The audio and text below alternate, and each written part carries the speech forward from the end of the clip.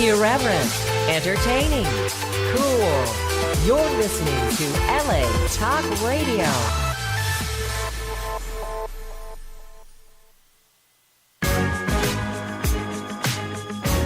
You're listening to What Women Want with Judy Goss and Kristen West, only on LA Talk Radio. Hello, everyone, and welcome to What Women Want Talk Radio. And thank you for joining us for our show tonight, Generation Inspiration. Kristen West and I co-host this amazing show, which just got onto iHeartRadio. So we're so excited to have several platforms to offer you shows on demand continually. Right, Kristen? Yes, it's exciting time to be part of What Women Want Radio because we're growing and our reach is extending. I'm so excited about these developments, Judy. It's a really exciting time to be part of this show. It really is. And, we wouldn't have all of these, list downloads and all of the listeners if we didn't have our listeners that are on with us right now, right? And we want to thank all of you out there because What Women Want Talk Radio has reached almost 1.5 million downloads since we first hit the airwaves. And between latalkradio.com's archives, iTunes, Google Play, YouTube, and now iHeart, and all over social media, of course, you can find us everywhere. So listen to those replays and like and share and follow when you do. And tonight we have several generations represented on the show. A very popular mother-daughter duo from New York City, Dr. Robi Ludwig and her mom, Helene Shalotksy. And from what I'm seeing from interviewing and meeting with all kinds of women through my networking company, What Women Want Networking and Conference, and this show and beyond, women are starting to band together.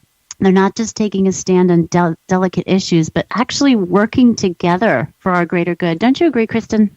I totally agree, and I think we are embracing the totality of what it means to be a woman, from empowering girls to empowering older women to empowering middle-aged women. I think there's this great feeling of that we're all in this together at whatever life stage that we are, and I think Dr. Robi and her mother beautifully exemplify that, and I'm so glad we're talking to them in a bit. That's for sure. I feel like at first, we were talking about things and having conversations, and I wasn't sure if it was ever going to go to the next level, and many different levels, honestly. And I'm just happy to see that there is a momentum happening. And I'm telling you, just from being, involved with this show and the conference, and even with you, Kristen, I see people taking, action, and it just fills my heart with joy. And it's important. I'm glad you brought up the word action because there's a lot of talk, and we can talk, and we can discuss, and we can share, and that's important, and that's why we're here week after week. But you have to go that extra step of taking what we've shared and making it actionable in your own life, and I think that's something that we all can aspire to do more. And I'm so glad to find out how Dr. Robi and Helene have done that. And you've done that too, because you walk your talk. And that's what I love about you, Judy. Well, Kristen, thank you. That's so sweet. And, I'm really one of many. It's just, I try to be a good role model. And I know Helene's going to talk about this evening. You try to do your best and really share to the generations that are following you. And that's all part of it. And really making them feel included in what we're all doing together. So my background comes from high fashion modeling with Ford New York. And after that, I went to the other side of the camera and became a magazine editor and then an author with St. Martin's Press. And now I'm back in front of the camera, currently hosting my second season of AWE's luxury real estate show, Behind the Gates. And I'm also a regular contributor on NBC and Fox, and a mom, too, of twin teenage girls. And I'm also an entrepreneur, as if I'm not busy enough.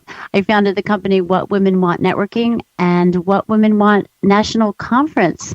And Kristen, you are an award-winning actress, producer, screenwriter, host of your own show, Horror Talk with Kristen West.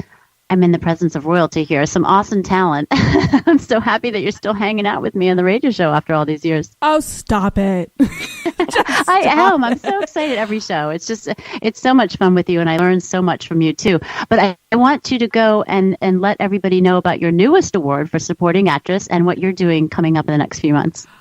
Well, thank you, Judy. First of all, I want to thank all of our listeners because I know many of you voted for the fantastic Horror Film Festival Awards, and I was nominated and received the Best Supporting Actress in a Short for my portrayal of Peggy Wiley in The Spirit Room. And I wanted to thank everybody from the What Women Want community who voted for that. And it was just a very exciting and humbling experience. Horror is a very small community of people who make you scared, and I was so excited to have the What Women Want audience supporting me. And like Judy said, I do work on Horror Talk with Kristen West, which we call the Tonight Show for the horror community, where I interview scream queens and people who play serial killers. And we're going to have an episode coming up hopefully this weekend, hopefully Friday, if I can get it, with Hal Havens, who played Stooge in the Night of the Demons, the original 1980s cult horror classic. We caught up with him at Hollywood Horror Fest. And so I've actually produced about 4 hours of interviews this year for Horror Talk with Kristen West. We're in our second season.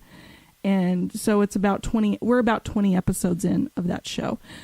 So that's what I've been up to. And I'm also have a few other producing things going on that are super top secret right now, but I can't wait to share them as things develop. Well, we can't wait to hear about them, and we will always support you in whatever you do, that's for sure. And everyone else, we're taking submissions for our What Women Want Holiday Gift Guide. The deadline is 1 week from today, so if you haven't submitted your product or service for this elite guide for showcasing women's products and services, or women-owned, I should say, businesses showcasing their products and services, please visit whatwomenwantnetworking.com for more info. And we always have a book section also, so if you have a product or a service, or certainly a book, look us up. Excuse me. Okay, let's bring on Dr. Robi Ludwig. Dr. Robi Ludwig is a national TV commentator, a psychotherapist in New York City. She's an author, most recently of the book, Your Best Age Is Now. And she's the creator and host of Talking Live with Dr. Robi Ludwig on Facebook Watch. In addition to that, she was the first keynote to open our very first What Women Want annual national conference last year. She's a great friend. She's an incredible role model for all of us. Dr. Robi, welcome back.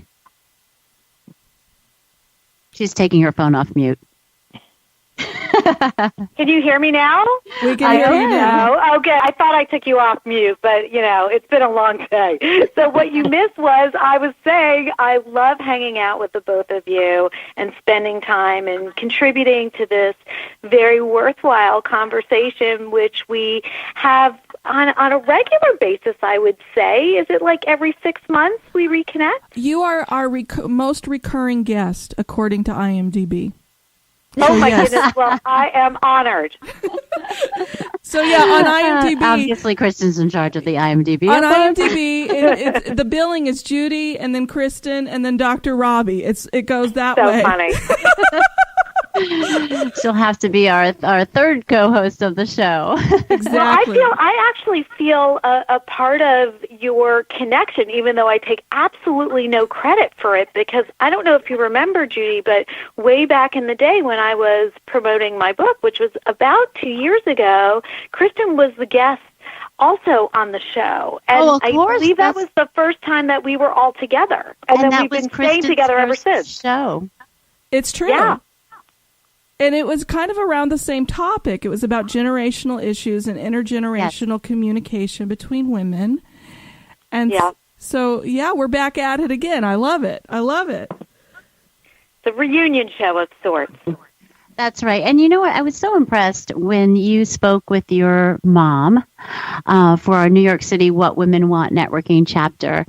And I really felt part of your kindred spirit and part of your reaction and warmth with each other. Although I don't really have a close relationship with my mom, but I really felt like I learned so much, and it was from all different perspectives. You guys were going back and forth talking about the generations and what they have to teach us and what you learned from your mom and what she learned from you.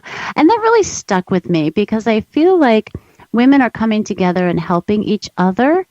But it's less and less about the age and more about what we're doing together. Would you agree with that there's a momentum happening here? Absolutely. And it's kind of interesting because I was doing research for another project, and it was related to women in midlife. And what they found was that advertisers that were on the mark as far as being able to reach women in midlife were realizing that people respond interest-based, not age-based. And I think that makes a lot of sense because we're drawn to people who are in the world in a similar kind of way and have a similar philosophy. And I am of the belief, and really feel this strongly, that we need all ages in our life. We need our older mentors. We need our younger mentors. That we really do better in life when we have the right people in our life and when we have multiple ages and voices in our world as well. Well, I love that, and I'm sure your mother has been a mentor to you, Dr. Robi, so let's bring her on. Helene, okay. Helene Shalotksy. Hi, I've been enjoying this program. You've touched on so many classic topics. It's like the world is ready to hear everything you mentioned today. Well, Helene, I want to give you a proper introduction because I need to tell the world.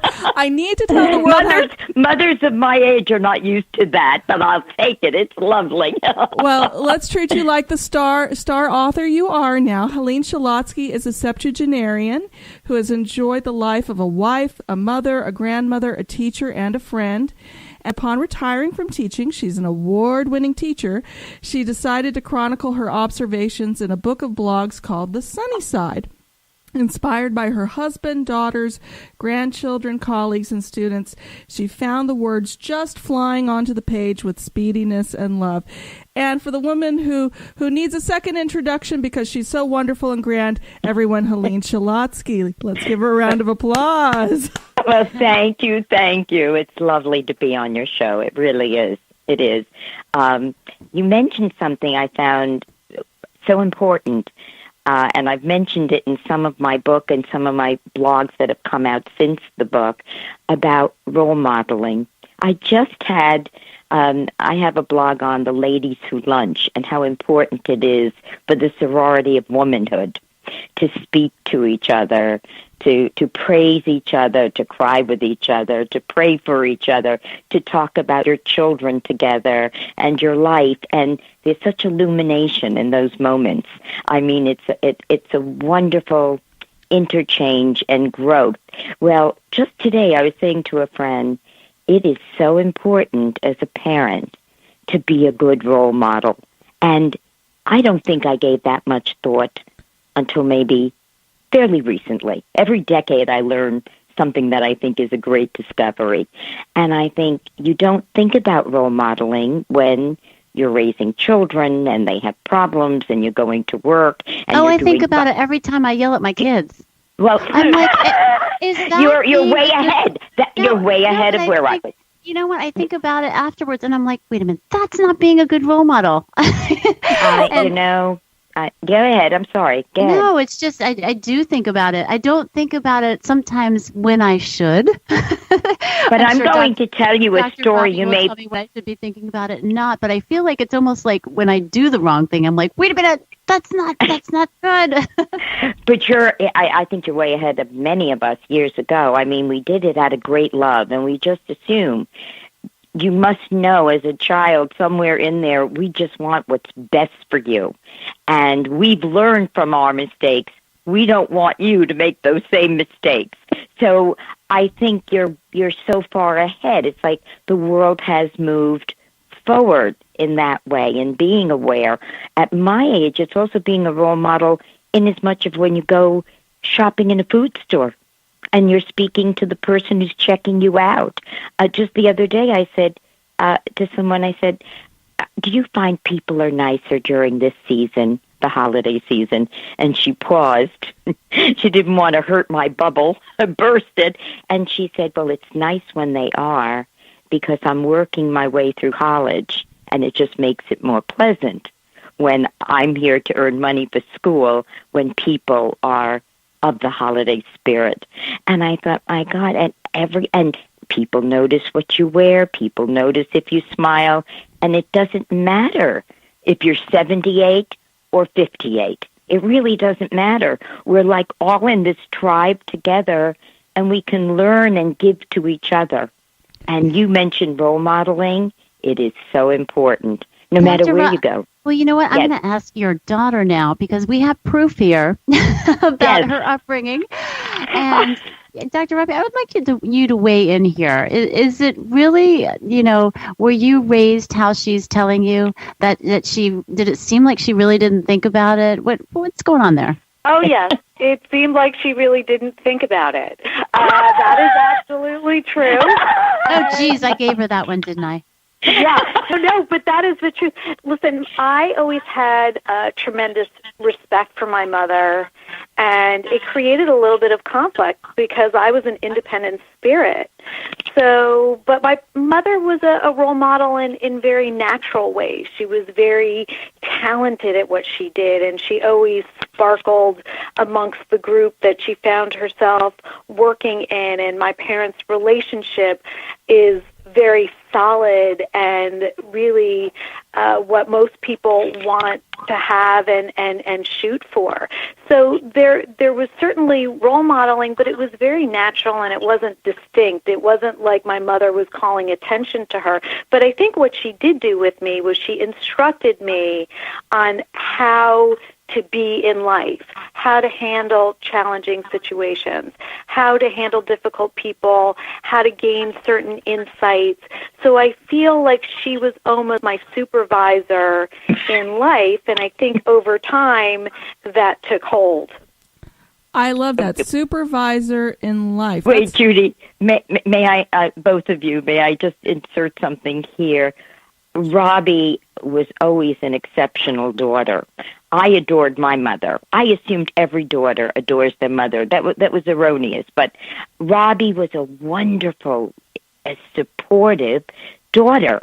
I mean, even when we disagreed, the teenage years, anyway, when you have an independent spirit, there are going to be different thoughts. But Robi was quite exceptional. I think she took that for granted. She thought every daughter would be that way with a mother. She respected our words, even if she didn't seem to act on it at the moment, in the moment. She had to ponder things sometimes for years, but she pondered them, and she was an exceptional daughter in her support and inclusion of her mother. She made that generation leap. My friends adore her just because of who she is, and they're my age. But they love her and always did. So she made generational leaps without even thinking it. I think we're both intuitive.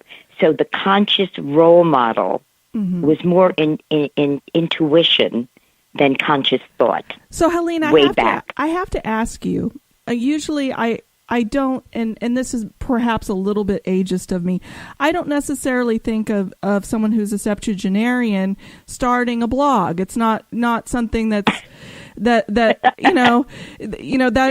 something someone a little bit stereotypically younger does. Why did you start a blog? What made you want to do it? Well, and Helene, that's Kristen. That's Kristen asking you. All right, Kristen, and you're right. I've never quite marched to the same drummer. I always taught in my own way, like trying to make it fun and creative and always concerned about it. I mean, I would say a prayer each day before I went to school saying, let me be a force for good.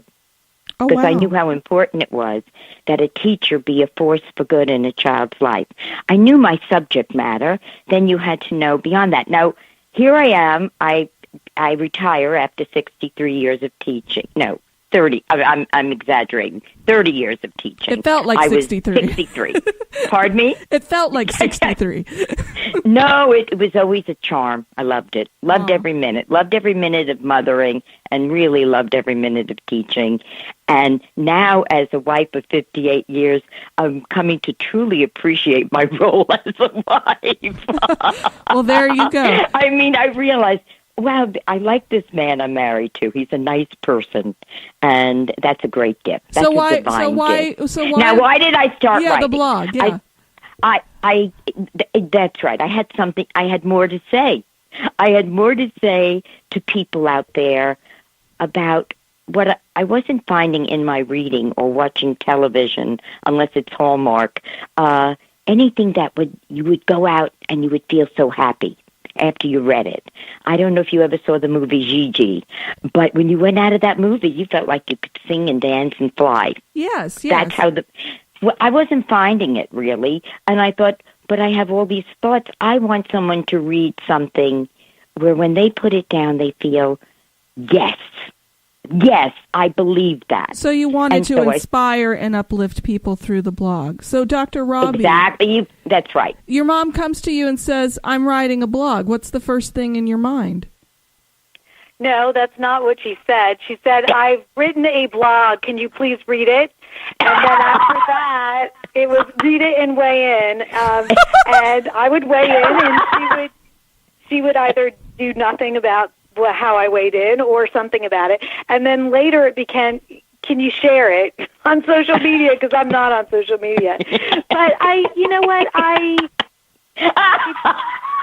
And now, wait a minute. I have to interject here. From personal experience first of all, I've read much of your blog, Helene, even before this show. And I can tell you that Dr. Robi reached out to several of us and invited us to read your blog. I am a subscriber, by the way. So, you doll! I didn't know that. Well, did it lift you? Did you feel uplifted by it? I felt uplifted, and what's interesting about it is that it's prose, but there's a sort of a poetic rhythm about the way you write that's very, very interesting, because it sort of skirts this line between poetry and prose that's very interesting. And I want to know, what is the most important thing that you've learned in writing your blog? I have learned that the people in my life who write back, by the way, when I asked Robi to read it, I said, give me your thoughts. And she's 99% supportive. Great, if she has a suggestion, I try to incorporate it, if it fits in and whatever. I've heard back from people, I've heard the most beautiful comments. People started throwing the word spiritual around.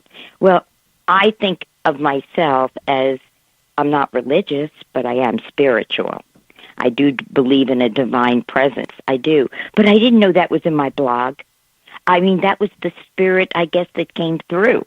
Mm-hmm. But I've learned so much from people that write back to me. I mean, what they're thinking, the kindness that they write back is absolutely lovely. And the people that I taught with or worked with, they are entrenched in my memory and now my current time, my presence as just wonderful people. There are really lovely, and of course I hear from mostly women, and even my one of my favorite principals, I hear from his wife. She's the one that writes. So you were talking about this women's movement. Mm-hmm. Now I'm talking about 70, 80s, and I have a very good friend that's 92. And I'm hearing from these people and such beautiful thoughts that it spurs me on to write beautiful thoughts if I can. I love that. Yeah, go ahead. I'm sorry. I'm still stuck on the 1%. Robi, what's going on over there? Well, I'm just, I don't want to overtalk on anyone, so I'm trying to let my mother, share her ideas and give her the space that she can, since I'm always blabbing about something somewhere. Listen, I think that female friendships are the nice gifts in life that are necessary to our soul's satisfaction. And I've always experienced women in my female friendships as supportive, and I'm not sure if that's because you have always. No, you can't. Yeah, that's not the no, truth. I'm not saying that I haven't had falling out with people or certain friends, but yes, the women that I have kept in my life, or they don't stay in my life. Okay. Yeah, well, right, say, because but there are some people who will claim they can't find anybody. Right. And I think because I went to an all women's college. You recognize the quality women that are in your life that give as much as you give. How's that? Yes, but I think that there are many of them. It's not like they're few and far between. Listen, I'm not saying everybody is my best friend. I think I'm able to see the strength that each of my friends are able to give me. And if you play to those strengths, I think it helps navigate the friendship in a more successful way. Because the truth of the matter is there's relationships that are going to be disappointing on some level, and that's true for everybody. And how do you navigate with resilience and a loyalty and giving and receiving the kind of relationship that makes life feel more important, like you have a quality life and more satisfying. How can we encourage people to bring out the best in themselves with our friendships? Not just by trying to be positive with them and trying to have, a solid relationship. Is there anything that we can actually do in another way to keep encouraging that type of bond? Well, I think one thing that's very important is looking at a person's intention. Mm-hmm. Because sometimes we have very good people in our lives who may say things in an awkward way, but their heart is in the right place. And so I think if you can look at a person's intention, let them know what they mean to you, try to show up, try to be a well-wisher, try to connect people when you can. Ask for what you need. I was so impressed recently. One of my friends sent me a text, and she said her mother was very ill, and that when her mother passes, she's going to need a lot of support. And I was just so impressed that she could ask that of her friends ahead of time, because we don't read minds. So I think when it comes to our friendships, we need to really know ourselves, what we need, and figure out who can give it to us and who wants to give it to us. I think that's a wonderful thought, because sometimes we are in the pattern as women to give and to give and to give and to give and not necessarily ask for what we want or ask for what we need. And I wanted to bring up and remind people of the fact Helene is an award-winning teacher. And Helene, what made you want to teach? Well, I had a fourth grade teacher in an inner city school, and she had such faith in me. She was just wonderful. She really made me feel very good about my writing, as young as I was, about getting on stage. She had a great deal of, school plays, that kind of thing. And I thought, I think I want to do that. Because up until then, I thought I would be a detective, a policewoman, an actress, a psychologist. And then they go, wait a minute, I'll be a teacher. That's all of it. I love that. Now, you said something. I decided early, and they say watch your children at play, because they will show you much of what they're interested. Robi was always helping her friends with problems. Even dogs followed her home. I don't know if she was a dog psychologist then, too. Or she would take a roll of the empty roll from paper towels, and she'd interview the family. So she was showing early on everything she's actually doing now. And I practiced being a teacher. When I was little, I had a blackboard. I didn't have many toys, but I had a blackboard, and I was practicing being a teacher. I think if that's your passion, it's one of the best jobs in the world. It really is. You're touching other people's lives hopefully for the better.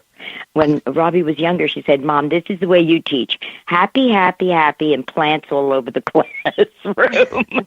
Oh, my gosh. And I thought, that kid has my number. Now, I have to ask you, Helene, because there's a quote from your blog. Teachers are loving salespeople of information. Could you tell me more about that? That's a very different take on teaching than I've ever heard before. Well, I've always had a different take on teaching. I mean, I think you have the information, and you love your students. You're with them. I had my students. It was a 6th grade, but it was contained. So I had them basically almost 5 hours a day. I wanted them to feel loved, happy, know their powers as students, know their gifts. I would tell their parents, I wish I could tell you because your kids have great Iowa or national scores. They're going to be fabulously successful in life. I said, I really can't tell you that. But the converse is true, too. Just because they're not hitting the mark now doesn't mean they can't have a great life as they go along. And that's what teaching's about, seeing the gift in this sea of faces and making them feel they can do what they love doing when the time comes. And to like themselves. If they like themselves, chances are they'll like other people. They'll love what they're doing. And of course, there's the vicissitudes of life. There's ups and downs. So the teacher has to be this loving beam of light. In some cases, you may be the only loving beam they're seeing. So whatever your role in their life, it should be positive. And the knowledge should be like breathing. That natural. That's how it should be delivered and intertwined with their learning style. So, yes, I guess I had a different take on teaching, and I had great administrators who encouraged me in what I was doing because it was a happy classroom with kids doing interesting things and learning. I hope they remember it as the way I remember it. I'm sure they do. I mean, you had those kids were so lucky to have you. Oh, you're very kind. I was lucky to have them. I really was. And you're kind as well. I mean, I had one of my daughter's teachers the other day I tell the whole class, and I have twins, so when they have different classes, I know that when they have the same teacher in different classes, I know the teacher's saying it to everyone. They both heard him say, well, if you can't handle honors social studies, then you can switch out. And it's like, yeah. But here's the thing. That's brutal. Every child is different, and while that's a really harsh message, He's saying it to the whole class. Yeah, I probably would have done well with a teacher like that. I did well with the teachers that everybody hated. I loved, the teacher that was militant and that was challenging, and somebody who was loosey, kind of nurturing like my mother. I wouldn't have done well with her. I just would have taken advantage of that. There you go. Well, yeah, but the problem is that no one's doing well in his class. Oh, so well, he's then that's taking not it a good to thing. yeah, That's no one's doing well, and that is very poor pedagogy. I have my to tell daughters you that. Yeah, totally, and it's awful to have that type of. So I'm celebrating your way of doing it, Helene, because really you are influencing, endless children who turn into adults who influence each other in the world, and you're the starting point there. You're the catalyst. So kudos to you for that. I will tell you this. A student once called me. She was in college, and she said, Mrs. Shalotsky, she had moved away to another state after 6th grade, and she said, everybody in my class, I plan on teaching, everybody in my class was talking about their terrible 6th grade experience. And I had to call you because I was the only one that said, I had a wonderful time. And she learned there is no reason a teacher should talk like that.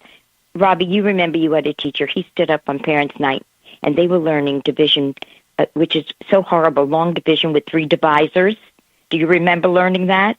I mean, I still don't think I learned it, but okay. Well, but it's a chore. And he got up and said, if it's messy, I rip it up and throw it in the garbage. Now, this teacher truly did have mental problems, but that was not for me to judge. But I thought, what a terrible thing. A kid sits down, he's doing 10 examples of tedium, and you're ripping them up because they're not neat. I thought, people like that shouldn't be in the classroom. I'm very easygoing about most jobs, but when you have someone's precious children, you owe your best shot and your best people. So I don't agree with that. If you can't do it, I'm flunking the whole class. He thinks he's raising the bar. You can get a lot more out of kids when they're interested and motivated and supported. Most kids. I'm not saying some kids don't react to strict, but not a martinet. And he's being a martinet. And that's just being dictatorial for the sake of it and saying, I have such high standards. High standards is getting those kids to do well. That's the high standard. No, I agree with you. And let's talk about that influencing people, throughout the years. I'm curious as to your perspective throughout the decades, how women have influenced each other, what the changes have been, and how we've evolved. Because we feel a momentum happening, and I'm just curious to see what you think about it.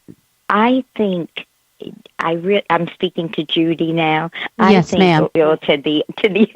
I think it's always been there. It's just like everything else in this age, with an open media, like an open mic, it's all flowing outward. We're all finding out about it. Women always influenced women. Always. And I would say less so with my mother's age group, because they were in the group that were one step either immigrants or one step beyond immigration, and just survival was the influence on each other. But I think it's always been there. I've always been influenced by peers, and my peers, as Robi mentioned, they can be, thank God I still have friends 10 years older than I am, and I have friends that are younger than I am. But if they're people, as Robi mentioned, with a certain value and a certain spirit, they influence me. They do. I sometimes think, oh my God, am I going to get so old? There's no one to influence, no one to follow, role model. What about influencing with a purpose? Does that come more with age, or is that coming more with all of these issues that women are stepping out to take a stand on and have opinions and have conversations about? I think it's just been a combination of both. Age is wonderful if you've got health. If you have physical health, then age can be a wonderful thing. Robi asked me on her show, did I find creativity growing? And I said it's like a forsythia bush that keeps planting itself and going on and on. It kind of hits you. I always think it's divine, of what when you're on the divine trail, you're on the right one. And I think women are, and it's just become more outspoken. We live in a more outspoken age than I did, than even maybe Robi growing up. It's become more outspoken, and I think that's why we feel the presence of women affecting women and having a purpose and a goal. And women have been doing that. Look at what women do with their lives now. They're in every profession. They're mothers, they're sisters, they're doctors, they're doing radio shows and television shows, and they're doing so many things, and women are known to multitask, and that's what they're doing. But I think there's an evolution that goes on, and as we hit certain marks, others are open to us. I would say, though, one of the shifts that I've seen is that women are encouraging themselves and each other to validate themselves, and especially in the workplace. And I think one of the things that used to be different was that women would maybe self-attack or try to dance around difficult issues because they felt it was their job to make it right, to make it go away, or that they somehow had contributed to the challenges that are going on or were going on, let's say in a Me Too situation. And I think now women are understanding and not taking responsibility for some of the problems that have come up that were, in fact, not their fault. That's a very good point. And that's where society has helped. Don't you think? Society says, wait a minute, let's look at the facts here. Mm-hmm. And society has made that leap. And women are ready to take off with it. I mean, I think Robbie has a very good point. It's a relief. It's a relief when women for decades would take responsibility for things that were not their fault or make it their job to fix something that it wasn't theirs to fix. And now that energy can be used in a different way. It can be used to change laws. It can be used to raise awareness. It can be used as a way to help other women share their truth. And so there is this movement that is really empowering and life-giving and really making a statement that their needs and their feelings have real substantive value. Right. I love well, I think...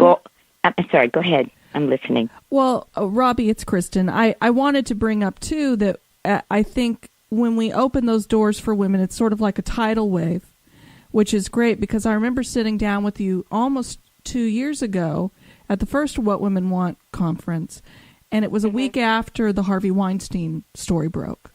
And you and I had a very substantive discussion about that. And it's amazing what happens when women communicate with each other and feel like they don't have to play defense anymore. I know that so much of my life I felt like I've had to play defense. I've had to play defense of not showing too much, not being too flirtatious, not saying the wrong thing to the wrong person at the wrong time.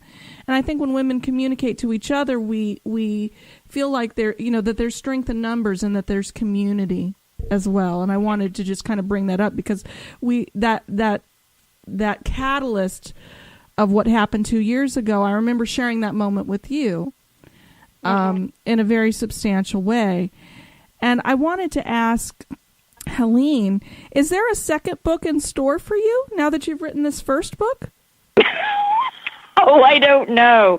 I really, when I wrote all of this, I have a friend who's a very esteemed artist, and she's living in California, as a matter of fact, now, and she said, Helene, she'd come in and visit periodically and say, Helene, You've got to put all your blogs in a book. I mean it. Promise me you're going to do that. This is the same friend who said to me when Robbie was 12, it's time for you to go back to teaching.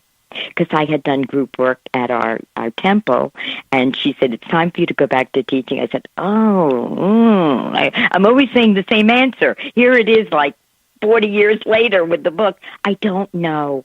I really don't know. I think it's people enjoyed it. My husband said, save your new blogs. That'll be the new book. And I thought, well, I don't know. If it's meant to be, it'll be. And I still write my blogs. I write them every month. I just wait for something to flow, and then I rewrite it. I read somewhere that Ernest Hemingway rewrote For Whom the Bell Tolls 39 times. He edited it. And I edit, and I thought, but the children could do this in college. They just don't have time. They don't have time. But the computer, who's laughing? It's me, Kristen. It's me, Kristen. Did you type it and say, thank God it's done, I'm getting it in? I was the college student that had my schoolwork done a week ahead of time and ready to go. Too. I was way, way over zealous and over vigilant. There was only one time that I actually pulled an all-nighter to write a paper. It was the best paper I ever wrote, and it was about ontology. And oh, wow. Yeah, and Romanian literature. And I was like, how the hell did I do that? But anyway, we digress, Helene. So I was laughing because I imagined all these students on Adderall writing blogs and then trying to write papers at the same time. And it amused me. The thought amused me. But I'm old enough. We used a typewriter. Oh, wow. Once we typed it, it was written in stone. Now, when I think I could cut and paste paragraphs, delete sentences and not worry, or put it in a different place, I mean, it's like the golden age of writing because of the computer. The edit button is a beautiful thing. Isn't it? I know. The edit and delete.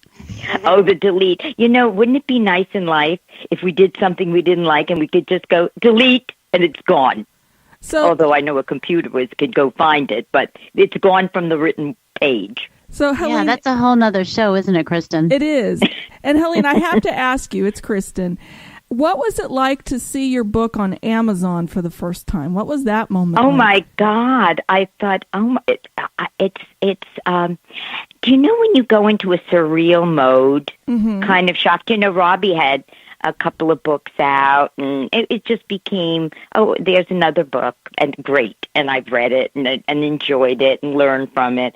But when I saw mine, it was like, wow.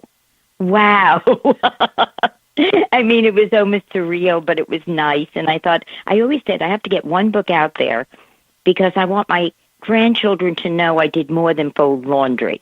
They know I'm not a cook, but I do a lot of laundry.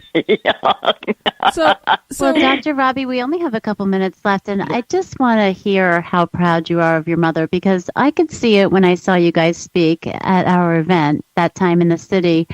And again, it's just so refreshing and encouraging to see the relationship that you all have together. Oh, I enjoy my mother. She is one of the most fun people to hang out with, and that is really the truth. And to be honest with you, Judy, I'm not surprised at all because my mother is always creating, and so she's a wonderful role model to show how, with age, you use your knowledge and you share it with the world and you don't let anything stop you. So in that regard, it is wonderful to see and to know that as we get older and as we move through the different phases of our life, we're meant to bring and give new things to the world. That's for sure. And it's the best follow-up to your book, Your Best Ages Now, Helene Shalotksy on the sunny side of the street. So I think it's just fantastic. You guys are showing your unique partnership really through the decades with what you're doing and what you're teaching and, you know, the role model that you've become. So thank you for that. Robi, where can we find out more about you and how can we get a hold of you on social media?